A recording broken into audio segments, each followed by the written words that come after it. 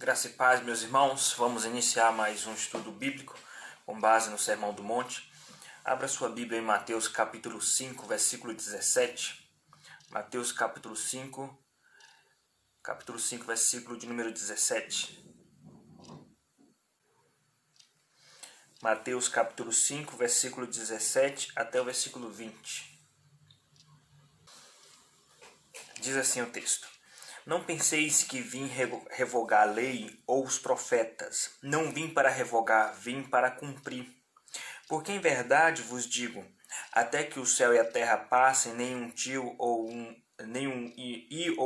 tio jamais passará da lei, até que tudo se cumpra. Aquele, pois, que violar um destes mandamentos, posto que dos menores, e ainda assim ensinar aos homens, será considerado mínimo no reino dos céus. Aquele, porém, que os observar e ensinar, esse será considerado grande no reino dos céus. Porque vos digo que, se a vossa justiça não exceder em muito a dos escribas e fariseus, jamais entrareis no reino dos céus. Vamos orar mais uma vez para que Deus fale aos nossos corações. Senhor nosso Deus, queremos te pedir perdão pelos nossos pecados, mas te agradecer pelo teu cuidado, teu amor que se revela em todos os dias, em todos os instantes. Queremos pedir que o teu Espírito Santo venha iluminar nossa mente para entender a tua palavra, que nós sejamos instrumentos para a glória do teu nome. Glorifica o teu nome e a tua palavra, Pai, e nos usa de uma maneira sobrenatural, com autoridade. Em nome de Jesus, amém. Meus irmãos, um dos temas bastante discutido no seio da igreja, e não é de hoje essa discussão, é a relação entre o Novo e o Antigo Testamento, né? A relação entre as duas alianças, a aliança do Antigo Testamento e a aliança revelada no Novo Testamento, ou a relação entre a lei e a graça, ou a relação da lei com esses dois testamentos. Uma discussão bastante antiga, é um debate bastante profundo, inclusive no meio acadêmico teológico, no que diz respeito à hermenêutica, à interpretação, à exegese e a relação entre o Antigo e o Novo Testamento, né? Ou seja, o que ficou para trás para o Antigo Testamento, o que nós devemos seguir do Antigo Testamento, ou se nós devemos seguir, né? Então, essa relação é bastante discutida no meio teológico, e não é de hoje, desde do tempo do apóstolo Paulo, desde dos tempos do próprio Cristo, né? No ensinamento de Jesus, houve ali algumas dissensões, algumas interrogações a respeito da relação entre a antiga e a nova aliança. E aí é onde entra o papel da lei. A lei, nós precisamos entender de maneira clara qual é a relação da nova aliança com a lei. Porque muitas vezes fica a impressão de que, vindo a nova aliança, vindo o tempo da salvação em Cristo Jesus de maneira plena, a impressão superficial que nós temos é que a lei ficou para trás. Então, nesse sentido, é necessário nós entendermos a relação da lei entre as duas alianças. E é o tema do estudo de hoje, né? A relação da lei nas duas alianças, como essa lei se relaciona. E nós iremos abordar esse tema baseado nas palavras do próprio Cristo. Nós temos que nos lembrar que Jesus ele tinha acabado aqui de falar sobre as bem-aventuranças, né? E o fato de que o cristão ele é luz e sal da terra.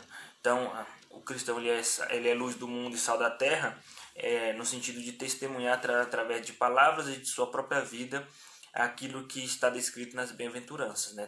Testemunhar a temperança, testemunhar a mansidão, testemunhar o caráter de Cristo. Então, o foco até então era sobre o nosso comportamento cristão.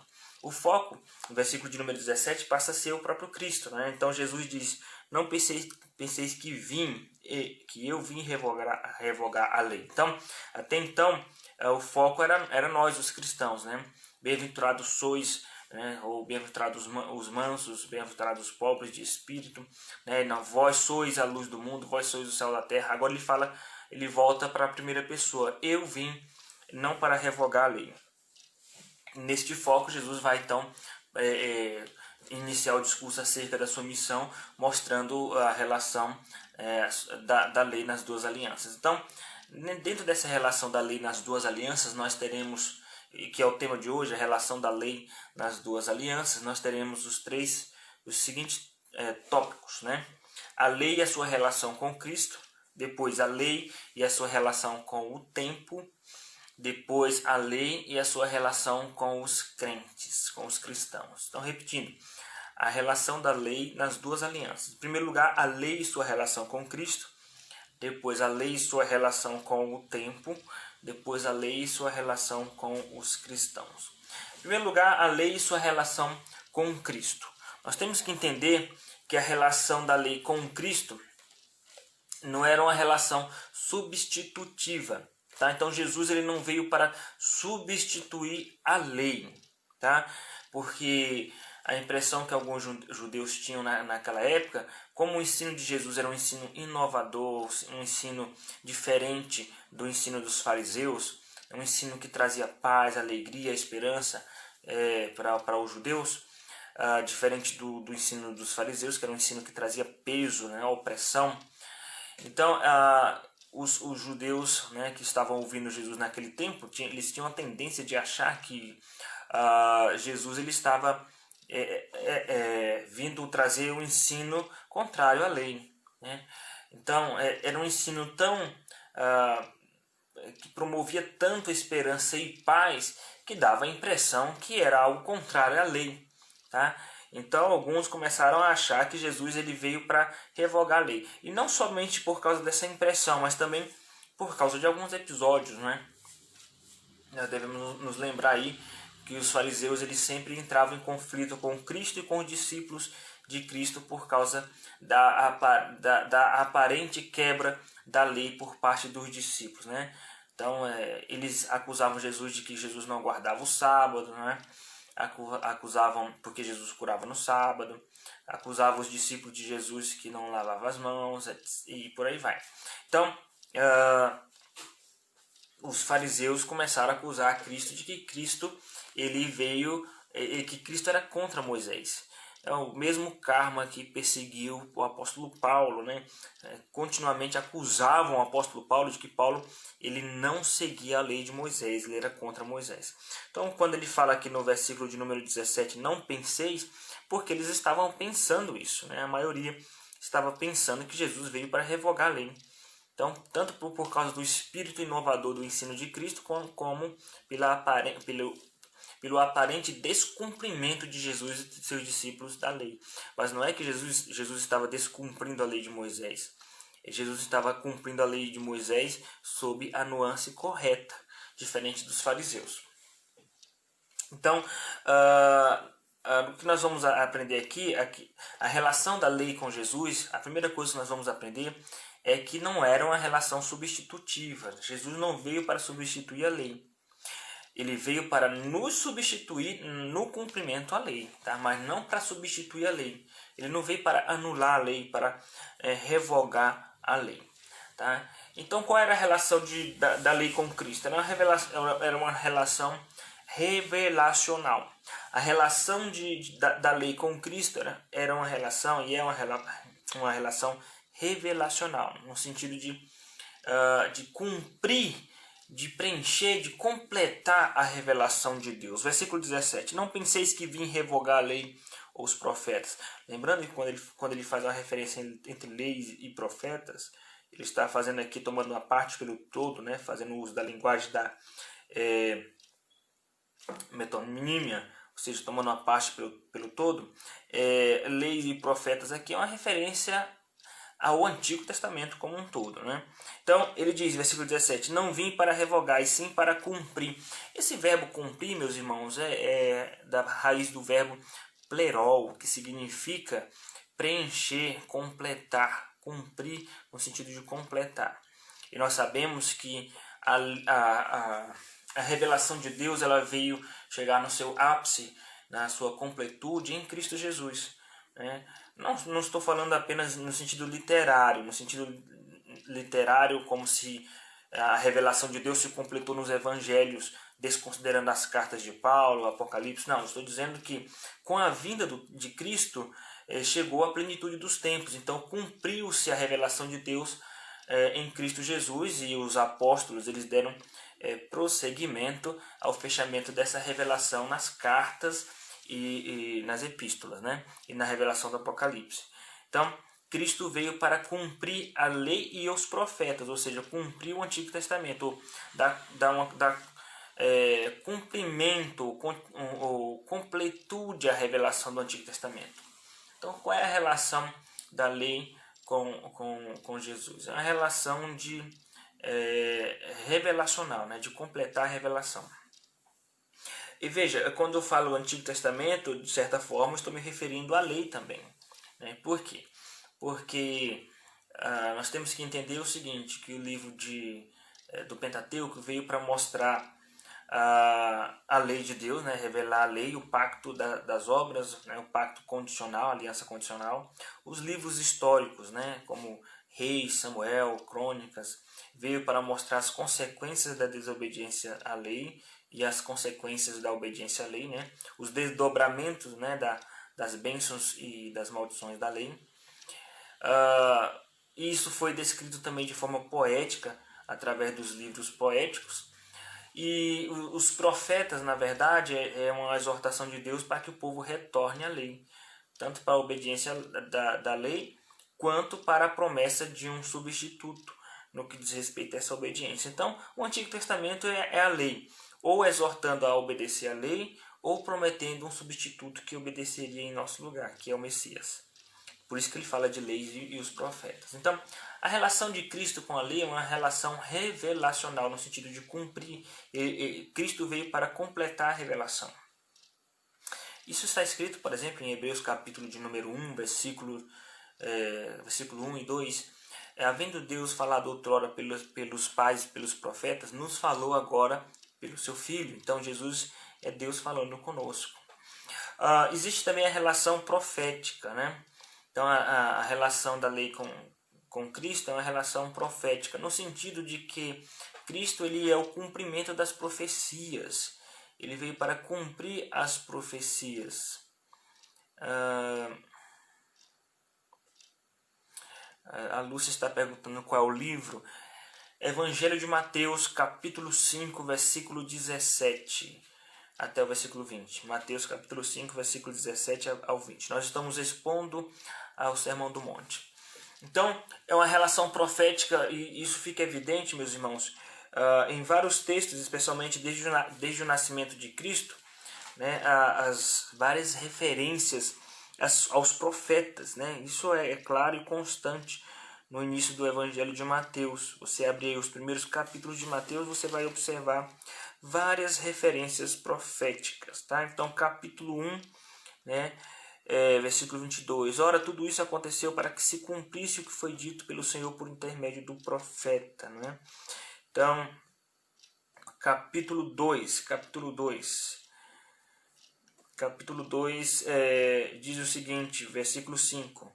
Em Belém da Judéia responderam eles, porque assim está escrito por intermédio do profeta. Ele vai citar o texto, né, da profecia.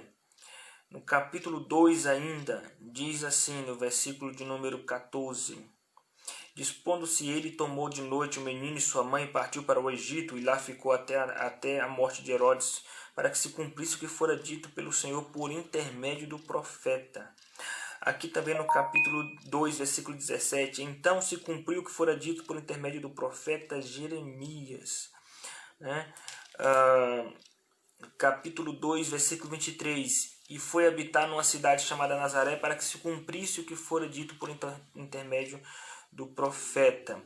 Capítulo 3, versículo 3. Porque este é o referido por intermédio do profeta Isaías. Tá? Então veja que Jesus ele veio para cumprir as profecias do Antigo Testamento a respeito do Messias, a respeito dele mesmo. Então, respondendo à pergunta temática, qual é a relação da lei nas duas alianças? Então, a primeira relação é com referência a Cristo, a relação da lei com Cristo.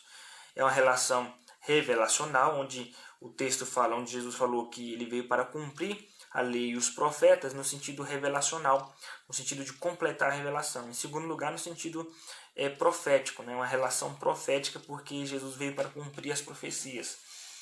Em último lugar, e não menos importante, talvez o mais importante, é uma relação judicial.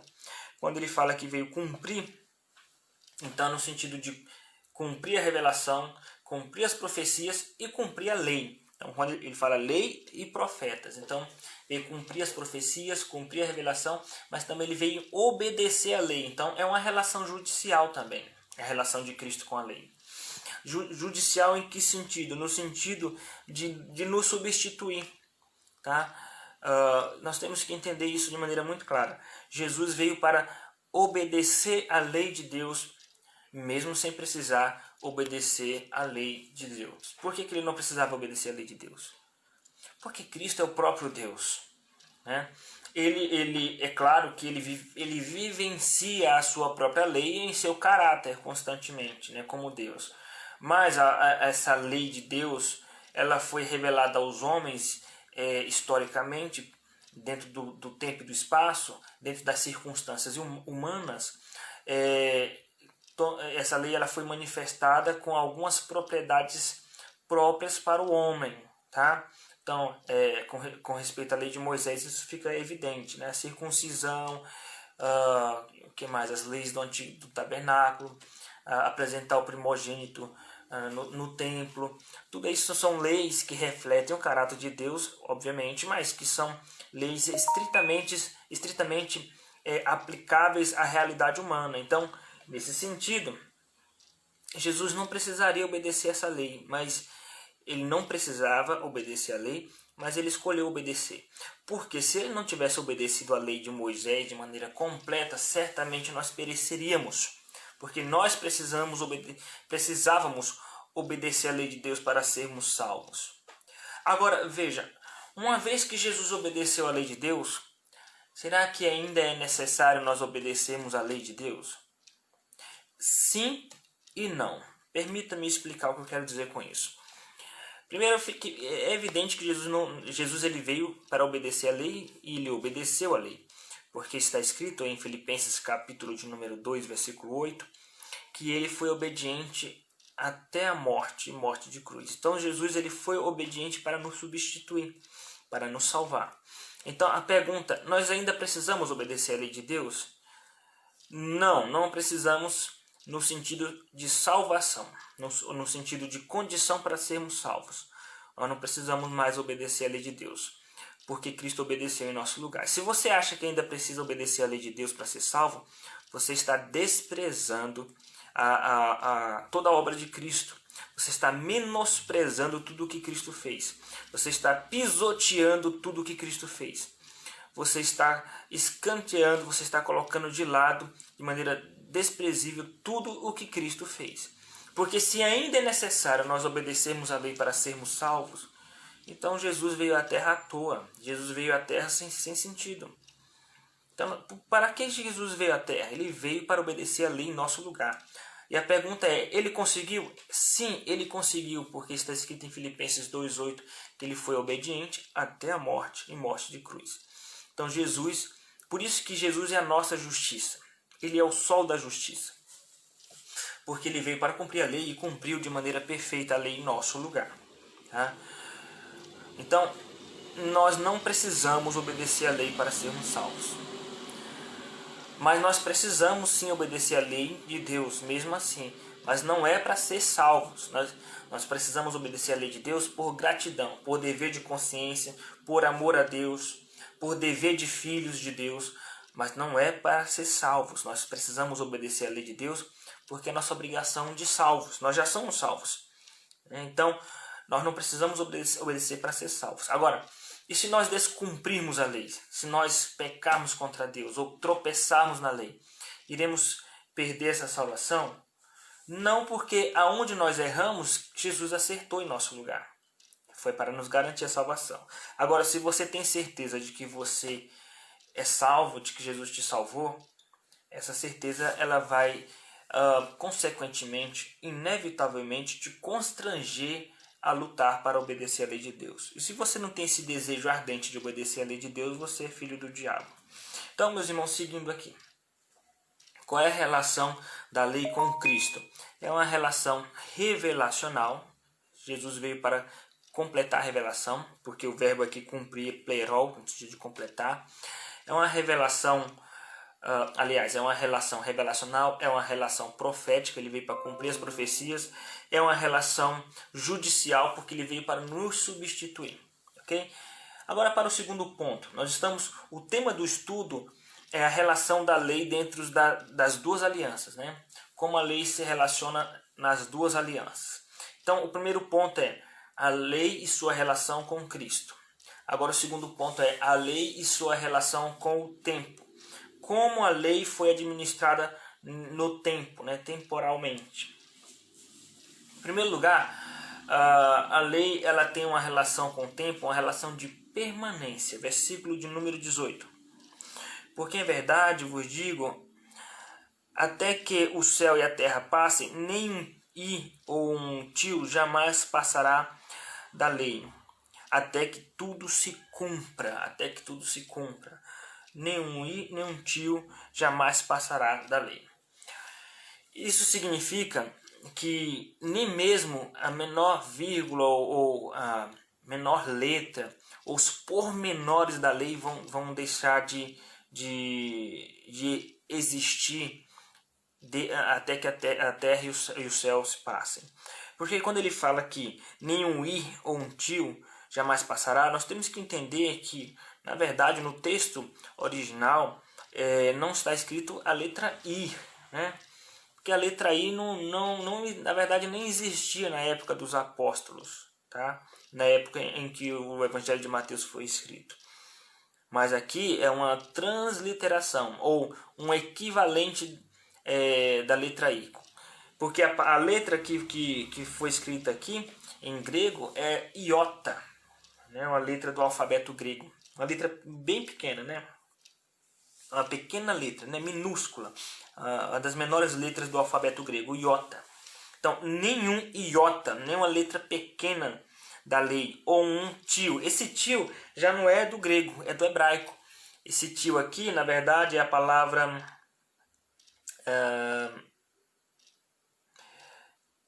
ketreia, se não me engano. Não me lembro mais a pronúncia, acho que é ketraia. Ketraia, na verdade, é um acento do hebraico, né? Do hebraico do Antigo Testamento, né? Então, é apenas um acento. E o que ele está dizendo é o seguinte, que nem as menores partes da lei irão passar até que os céus e a terra passem. Ou seja, a lei ela vai permanecer. Enquanto o universo permanece, enquanto os céus e a terra permanecem, a lei vai permanecer. Porque a lei ela tem esse caráter existencial para a vida humana aqui. Então a lei, mesmo que Cristo cumpriu a lei, então observe, ele veio para cumprir a lei e ele cumpriu. Todavia, ele não revogou a lei só porque ele veio cumprir. Ele cumpriu, mas a necessidade de obedecer a lei permanece. A lei permanece. Os céus e a terra passarão, mas a lei ela permanecerá. Desde os seus pormenores, desde as suas vírgulas, a lei permanecerá. Ou seja, mesmo Cristo tendo cumprido a lei em nosso lugar, nós ainda precisamos obedecer a lei. Nós precisamos obedecer a lei. É óbvio que especialmente o caráter moral da lei, os princípios espirituais e morais por trás da lei, os princípios ou a lei cerimonial e civil que tem nuances específicas para a nação de Israel, se cumpriu em Cristo Jesus, tornando-se desnecessário nós cumprirmos a lei enquanto caráter cerimonial e civil.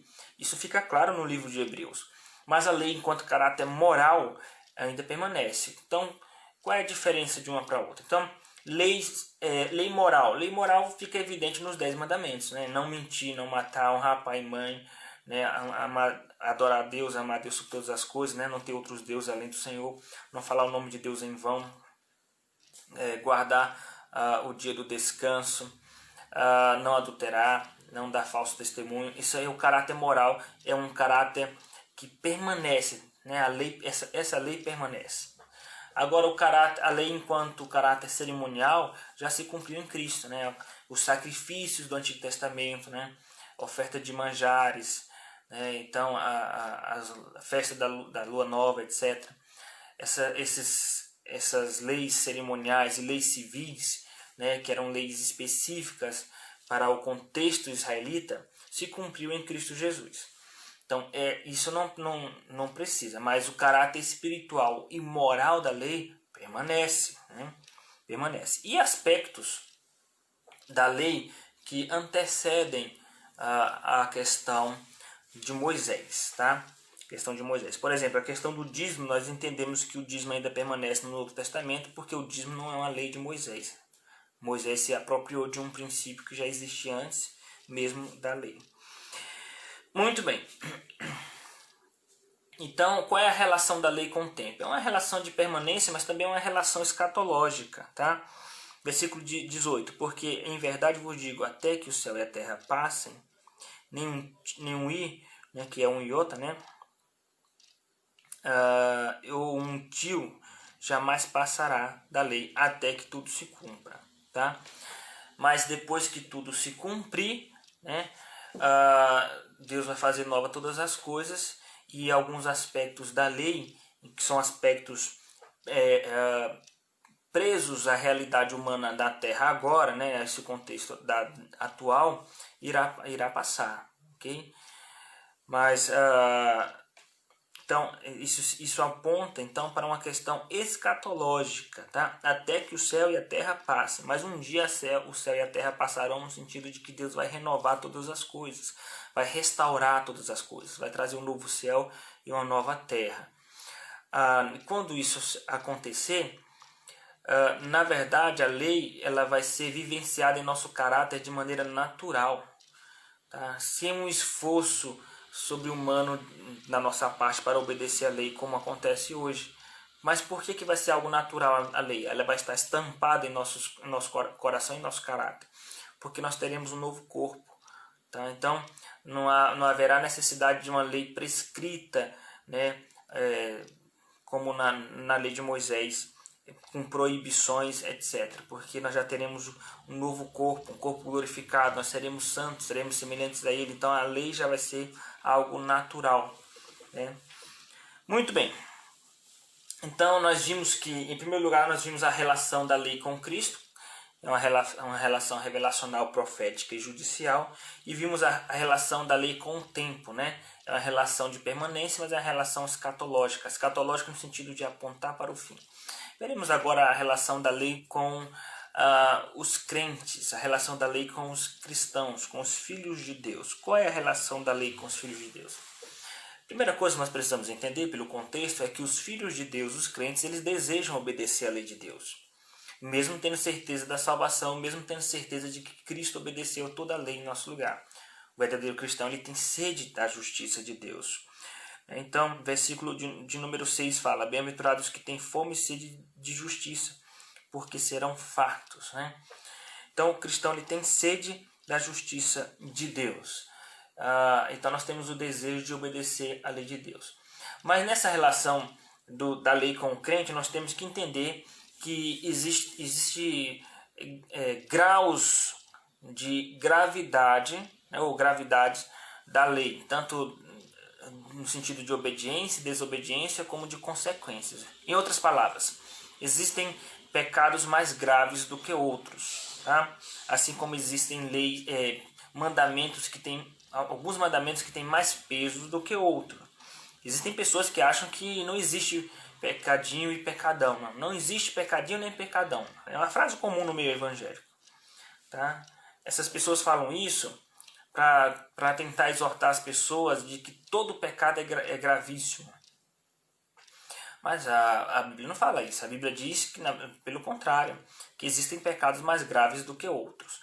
Todo pecado é grave, obviamente, mas existem alguns pecados que são mais graves. Porque se alguns pecados são mais graves, então é porque alguns mandamentos têm um peso maior do que outros, tá? Então Jesus falou para Pilatos: maior pecado tem quem me entregou a ti. Nós temos aí uma pista sobre isso. Mas observe então o versículo de número 19. Aquele, pois, que violar um destes mandamentos, posto que dos menores. Então existem mandamentos menores. Alguém pode argumentar, mas é menor em termos de escrita, de literatura. Não, é menor em termos de peso espiritual, tá? Então, se existem mandamentos menores, então existem consequências menores. Existem desobediências maiores e consequências maiores e penalidades maiores, tá? Então é isso que nós precisamos entender. No entanto, apesar de existir pecados mais graves e mandamentos de mais peso, mas todo pecado é grave e todo mandamento ele toda lei, todo mandamento é algo sério perante Deus, tá? Versículo 19. Aquele, pois, que violar um destes mandamentos, posto que dos menores, e assim ensinar aos homens, será considerado mínimo no reino dos céus. Ou seja, se você vai ser considerado mínimo no reino dos céus, poder desobedecer o menor dos mandamentos, isso significa que o menor dos mandamentos é algo sério, tem um peso de seriedade muito grande e de gravidade muito grande perante Deus. E nesse sentido, não existe pecadinho. Todo pecado é um pecado grave. E toda obediência é algo sério que nós devemos para com Deus. Tem um peso espiritual. Agora, existem pecados mais graves, né? Assim como existem mandamentos menores, mínimos, existem os mandamentos maiores, né? De maior peso. Ok? Muito bem. Nós temos que entender que um dos pecados mais graves é o pecado em que a pessoa, além de praticar o pecado, ela ensina os outros a desobedecer a Deus, né? Sendo pedra de tropeço. Versículo 19. Aquele, pois, que violar um destes mandamentos, posto que dos menores, e assim ensinar aos homens, será considerado mínimo no reino dos céus. Ou seja, além de desobedecer, ainda ensina os outros a desobedecer, né? Então, é um pecado mais grave ainda. O ensinar, o desviar as pessoas do caminho da lei, desviar as pessoas dos caminhos do Senhor. Tá? Então, é um pecado mais grave ainda. Por outro lado, quem obedece à lei e quem ensina a obedecer à lei também é alguém que é considerado, né, mega no reino de Deus. A palavra grande, né? Mega, ou grande aos olhos de Deus. Versículo 19. Aquele, pois, que violar um destes mandamentos, posto que dos menores, e assim ensinar aos homens, será considerado mínimo no reino dos céus. Aquele, porém, que os observar e ensinar, esse será considerado grande no reino dos céus. Tá? Então, os fariseus eles se preocupavam muito em ensinar, mas muitos princípios e muitas leis eles não viviam. Por isso que Jesus ele era considerado grande no reino dos céus, porque e com grande autoridade, porque onde residia a autoridade de Jesus? No fato de que ele ensinava e praticava. Os fariseus eles eram bons para ensinar, mas em muitas coisas eles eram incoerentes. Então, quem ensina e quem pratica, ou seja, quem é coerente, que não só ensina, mas pratica, ou não só pratica, além de praticar, ensina, é considerado grande no reino dos céus. Agora, para concluir, dentro da lei, da relação do crente com a lei, a justiça do cristão é uma justiça que é superior, inclusive, à lei dos fariseus, a justiça dos fariseus. E olha que a justiça dos fariseus era considerada uma referência. Os fariseus, as pessoas consideravam eles como aquelas pessoas que praticavam toda a lei de Moisés, né? Mas Jesus disse que a justiça dos crentes, dos cristãos, ela tem que ser superior à justiça dos fariseus, mas muito superior à justiça dos fariseus. Então, senão nós jamais entraremos no reino dos céus. Agora a pergunta é, quem vai entrar então no reino dos céus? Porque se os fariseus, eles eram tão rígidos na prática da lei, e comparar a prática dos fariseus com a nossa prática, com a prática dos cristãos de hoje em dia, você vai chegar à conclusão de que ninguém consegue, então, exceder a justiça dos fariseus. Então, o que Jesus quis dizer com isso, né? Por que a justiça dos fariseus é superior à justiça? Por que a justiça dos cristãos ela é superior à justiça dos fariseus? Versículo 20. Porque vos digo que se a vossa justiça não exceder em muito a dos escribas e fariseus, jamais entrareis no reino dos céus. Para acalmar o seu coração, entenda, por que a nossa justiça, por que a justiça dos crentes, ela naturalmente ela é superior à justiça dos fariseus. Primeiro motivo, porque a nossa justiça não é nossa, é a justiça de Cristo. Tá? A nossa justiça é a justiça de Cristo. E a justiça de Cristo ela é superior e muito à justiça dos fariseus. Versículo 17 diz que Jesus veio para cumprir a palavra, né? para cumprir a lei e os profetas, e para cumprir toda a justiça. João Batista não queria batizar Jesus, e Jesus disse, é necessário que se cumpra toda a justiça. Jesus cumpriu toda a justiça. Então, o que significa ser justificado pela fé? Significa você crer em Jesus como um único suficiente Salvador, e a partir desse momento a justiça de Cristo se aplica na sua vida. Tá? Então, Deus te considera justo. Então, é como se toda a obediência de Cristo fosse aplicada a nós. Então, a nossa justiça ela é superior à justiça até mesmo dos fariseus, que eram tidos como referência na obediência à lei. Por quê? Porque a nossa justiça, na verdade, não é nossa, é a justiça de Cristo. Esse é o principal motivo. O outro motivo porque a justiça dos cristãos é superior à justiça dos fariseus, porque é uma justiça que procede do coração. A obediência dos crentes, do crente verdadeiro, é uma obediência que começa no coração. Jeremias, capítulo 31, versículo 33, diz o seguinte: imprimirei a lei em seus corações. Então, o crente, ele deseja obedecer a Deus não só por aparência, não só por temor social, ou porque as pessoas estão olhando. O crente, ele tem um temor profundo, que parte do coração. E por isso, Jesus ele veio mostrar que a justiça do cristianismo ela excede a dos fariseus, porque os fariseus estavam preocupados apenas com o adultério externo, ou com a prática do adultério físico. E Jesus disse que não, nós temos que nos preocupar com a prática do adultério interno, que começa no coração. Então, os princípios do cristianismo é superior a qualquer outra religião, porque começa a trabalha o coração, não apenas o comportamento social. Os fariseus, a lei dos fariseus era para você evitar o homicídio, né? Mas Jesus disse que o homicídio que nós temos que evitar é o homicídio que começa no coração, tá? Então, a nossa justiça, a justiça dos crentes é superior dos fariseus também, porque começa no coração. E em terceiro lugar, porque é uma justiça coerente, né? Em que sentido? Que nós nos esforçamos para obedecer e ensinar, ou para ensinar e obedecer, como diz o versículo de número 19. Então, essa é a relação da lei com os crentes. Aprendemos hoje, meus irmãos, a relação da lei nas duas alianças. Qual é a relação da lei nas duas alianças? Em primeiro lugar, nós vimos a relação da lei com Cristo, depois a relação da lei com o tempo, depois a relação da lei com os cristãos. Alguma dúvida, meus irmãos?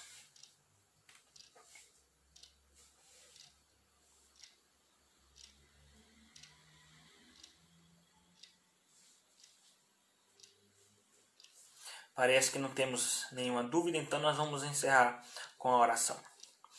Senhor nosso Deus, nós queremos te agradecer por tua palavra que vem confortar nossos corações. Queremos te agradecer porque teu Espírito Santo se inclinou para nos alimentar na tua palavra santa. Dá-nos uma noite de paz e tranquilidade, que o Senhor venha restaurar todas as coisas, a ordem social, econômica, sanitária de nosso país, Pai, para que possamos voltar ao convívio social e fraterno na tua casa. Tudo isso nós te pedimos em nome de Jesus. Amém. Meus irmãos, que Deus os abençoe ricamente. Amanhã às 20 horas teremos reunião de oração em grupos, né, entre os irmãos da igreja. No domingo às 9 horas teremos o culto. No domingo às 10 horas teremos escola dominical pelo aplicativo. No domingo às 11 horas teremos a escola dominical através da live. E no domingo às 18 horas nós teremos então o culto solene ao Senhor. Que Deus os abençoe ricamente. Um grande abraço a todos. Compartilhe essa palavra entre seus amigos para que possam ser edificados pela palavra de Deus. Um abraço a todos e boa noite a todos.